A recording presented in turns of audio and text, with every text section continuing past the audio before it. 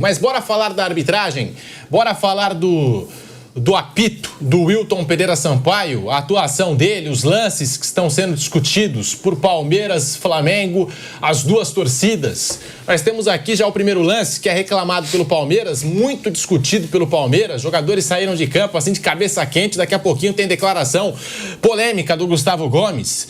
É esse lance aí, o Jorginho com o Gustavo Gomes. O Palmeiras reclama o pênalti não marcado em cima do Gustavo Gomes.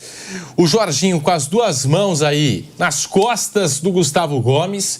E o Palmeiras ficou pedindo pênalti nesse lance já com 2 minutos de jogo. Palmeiras que começou melhor a partida naquela pressão inicial. Começou melhor do que o Flamengo. E esse pênalti não foi marcado. Estamos exibindo o lance para você que se liga no Canelada da TV Jovem Pan News, esse pós-jogo especial de Flamengo e Palmeiras.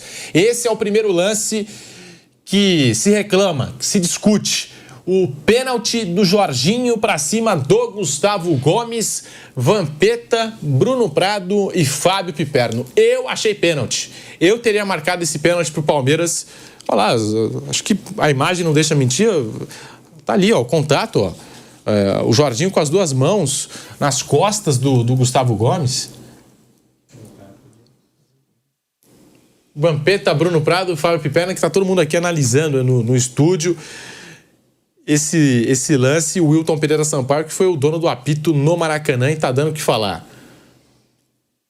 Eu não achei nenhum absurdo. Se marcasse ok, não marcou ok também. Acho que o Wilton, acho que ele teve o mérito de não ficar parando o jogo. Isso acho que foi bom. Então, assim, acho que não era um absurdo marcar, também não acho um absurdo não marcar. Acho que não é motivo para nenhuma revolta, ninguém subindo na mesa, pulando, ninguém fazendo nada. Eu tenho duas coisas assim, Pedro, que eu acho, dentro da competição, não só por causa desse jogo, Bruno, eu vou te falar uma coisa, por exemplo assim, se o VAR quiser se chamar e dizer, vem dar uma olhada aqui, sim, e aí você decide.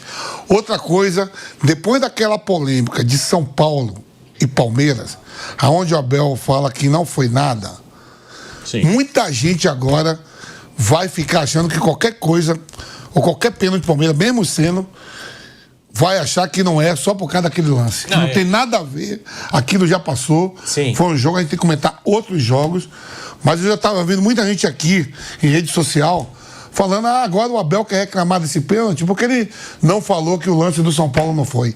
Isso vai carregar muito. Eu acho que o VAR poderia chamar e dizer, quer ver? Não quer? Poderia chamar e ele dar uma olhada.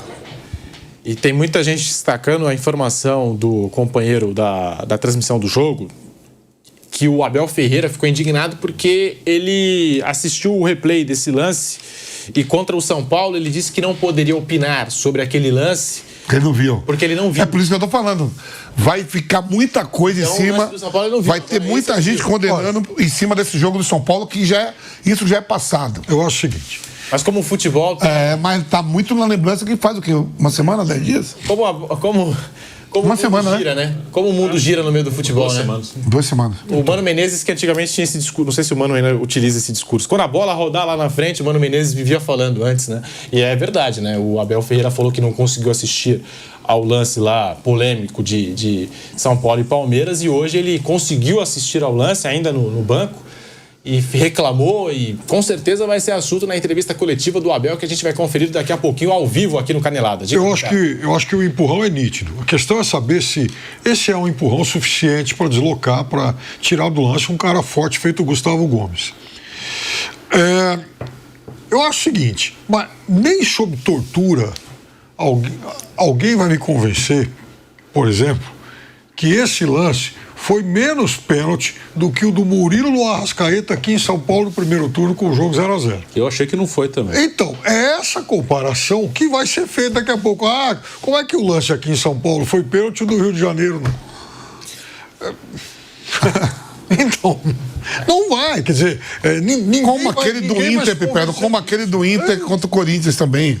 É muita coisa que você tem que começar a analisar, você fica maluquinho para saber o que é e o que não é. Então é óbvio que vai dar margem para reclamação, sim.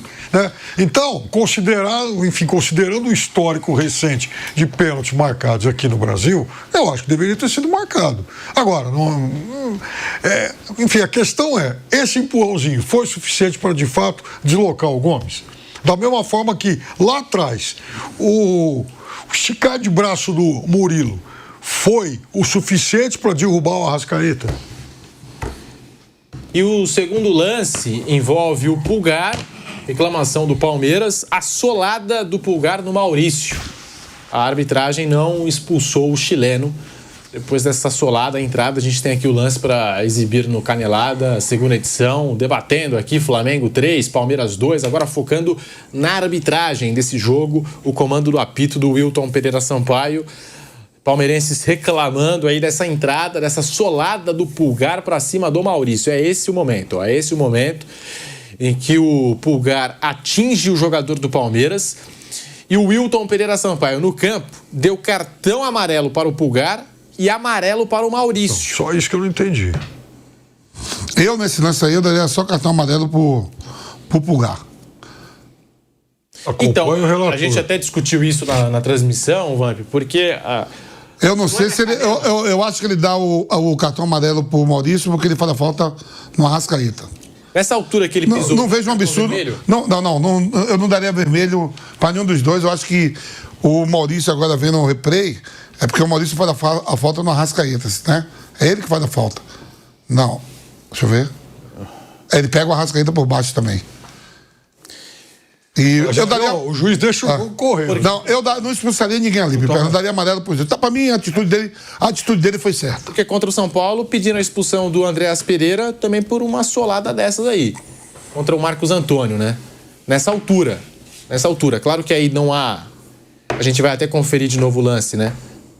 Começa com a Arrascaeta. Falta do Andréas Pereira, o Maurício pega por baixo e o Pulgar vem na sequência... E vai tentar pegar. Pra mim é um lance que, por o tamanho do casco que é amarelo pros dois. Eu achei que ele agiu certíssimo.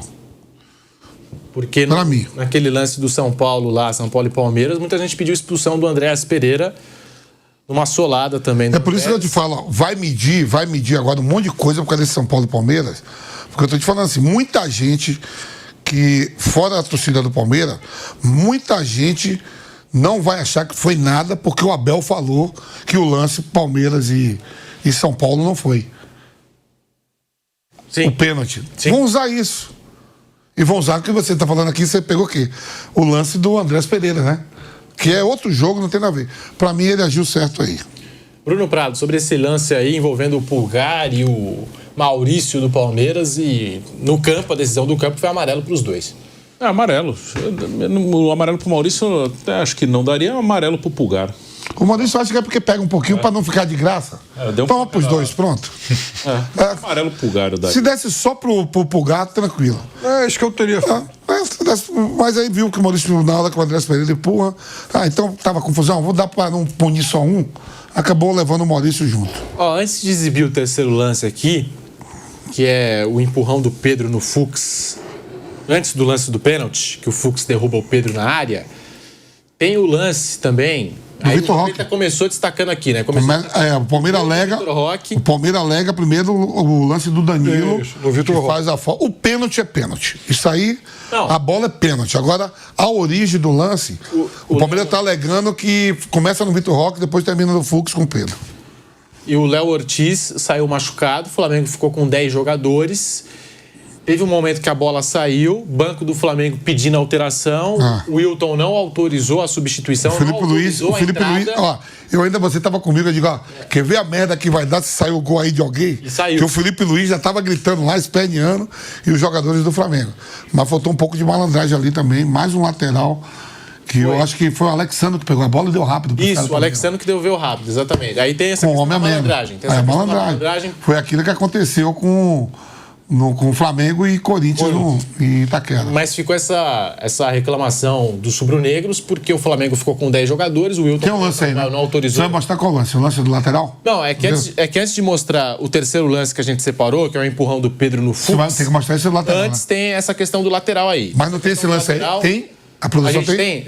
Qualquer coisa a gente exibe depois aqui, porque não autorizou a entrada. Se não tiver, mostra o segundo lance, depois passa esse aí do lateral. Palmeiras com 11, Flamengo com 10, sai o gol do Vitor Roque. E aí os flamenguistas ficaram indignados que o Wilton Pereira Sampaio não autorizou a entrada. Aí esse é o terceiro lance que eu prometi. Antes do pênalti, antes do Fux derrubar o Pedro empurra o Bruno Fux. Você não tem origem. Aqui tem a origem do Tigrinho, pô.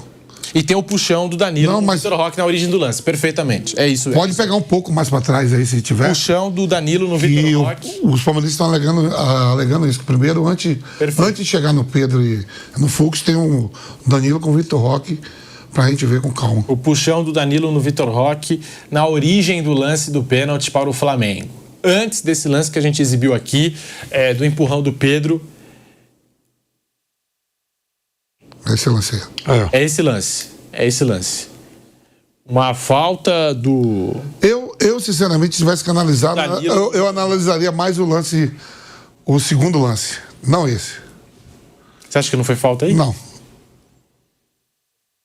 Mas olha isso. Ele agarrou, não agarrou não? Eu acho que tanto o Vitor Roque quanto o Bruno Fux poderiam ficar de pé. Os dois. Os dois poderiam ficar de pé. E o Bruno, se caiu, podia levantar rápido. Só naquela dele deitar no chão e abrir o braço, ele já perdeu um tempo. Cair, levantar e seguir o jogo. Acho que o Vitor Roque também, acho que se quisesse, poderia ficar de pé também. E aí depois tem o lance que a gente começou exibindo, né? Primeiro o lance do empurrão do Pedro no Bruno Fux, no lance do pênalti. É esse empurrão aí. Perfeito. É esse empurrão do Pedro para cima do Bruno Fux. Aí o Pedro recebe a bola, o Bruno Fux faz a penalidade. E assim, no momento eu falei, se o Wilton Pereira Sampaio receber a recomendação do VAR e se dirigir à cabine do VAR, eu acho que existe a possibilidade dele voltar atrás. Mas ele não foi, né? Ele não foi pro VAR. Fábio Piperno. Olha, são dois lances em que dá para arbitragem marcar, né? Não são faltas aí as mais clamorosas do mundo, mas dá para marcar. Agora, desde que começou esse campeonato, toda a rodada, a gente discute esse tipo de empurrãozinho, a faltinha, o lateral que o Corinthians reclamou, enfim, aquele dia. É assim, depois disso, aconteceram outros lances, outras ações técnicas e tal. Então, assim, o pênalti aconteceu porque o Bruno Fux cometeu um erro. E, assim, um erro que um zagueiro mais tranquilo no jogo, não estou nem falando melhor ou pior, é muito juízo de valor, mas um zagueiro mais com a cabeça no lugar, mais inteligente, ele não comete. Por exemplo, só porque assim, para lembrar alguns jogos, que a gente questiona muito aquele lance do Corinthians com o Internacional. Sim. Se for para... É mais questionável esse do Vitor Roque do que aquele lance lá que não tem... Sim. Entendeu o que eu tô falando? É uns critérios que a gente trabalha aqui todo dia e fica analisando lances que a gente não sabe mais o que é ou o que não é. A gente dá para discutir esse jogo, a gente tá pegando outros lances de outros jogos que às vezes não é nada. E não é nada. Eu achei que, se você me falar do lance do Corinthians com o Inter e ali do Vitor Roque com o Danilo, eu achei que esse lance do Danilo é muito mais falta do que... Vamos. Você quer ver uma coisa desse jogo que passou silenciosamente, pouca gente discutiu? O lance da origem do primeiro gol do Flamengo é uma jogada em que o Palmeiras poderia ter feito um ataque perigoso. O Rossi vai repor, escorrega. E aí o jogador do Palmeiras pega a bola na intermediária. Ele deu uma falta sobre o Rossi na área. O jogador do Palmeiras teria incomodado e tal, né? Aí o Rossi bate de novo lá pro Pedro. O Pedro faz a jogada em cima do Bruno. Desculpa te interromper, porque o José Boto, diretor de futebol do Flamengo, está falando ao vivo no Maracanã. Rodrigo Viga... Já passou, Boto. Fala comigo. Rodrigo Viga, ao vivo do Maracanã, acompanhando a passagem dos personagens dessa partida, Flamengo e Palmeiras. O que o Boto falou por aí, Viga? Basicamente, ele disse que ainda não ouviu o posicionamento do Palmeiras, da comissão técnica do Abel Ferreira, mas já basicamente também imagina que algum posicionamento com relação à arbitragem vai acontecer. E aí até questionei ele sobre o nível da arbitragem no Brasil.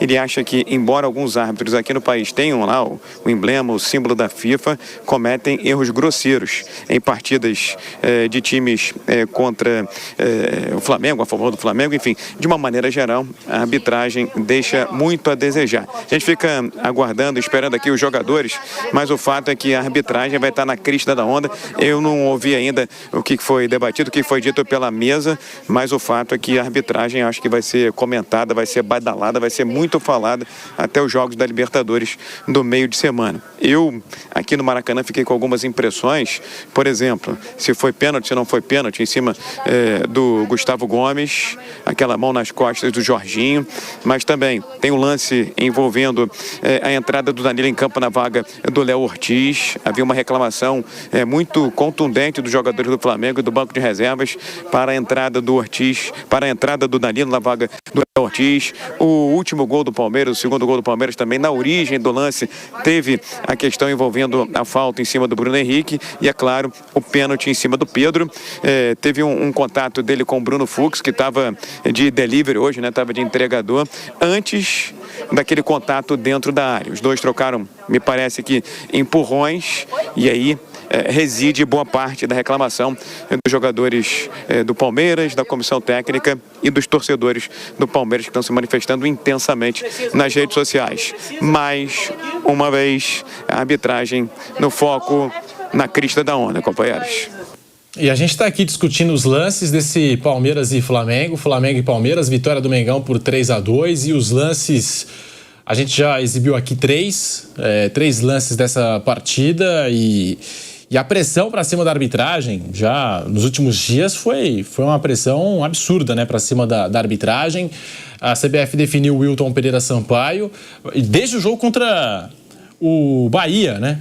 Porque o Flamengo perde para o Bahia em Salvador, o Boto chega na zona mista questionando a arbitragem do jogo do Palmeiras, aquele Palmeiras e São Paulo. E aí o Flamengo ganha do Botafogo e reclama da arbitragem. O Boto também vai conversar com a imprensa reclamando da arbitragem, acho que o Arrascaeta também falou.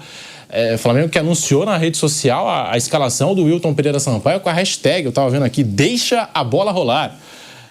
Então, assim, e até no primeiro turno, se você for puxar, o Flamengo ganha o jogo do Palmeiras aqui em São Paulo por 2-0 e o Boto chega na zona mista do Palestra Itália se queixando da arbitragem, falando até do protesto que o Palmeiras fez contra a arbitragem, insinuando que teve diretor do Palmeiras que entrou no vestiário da arbitragem.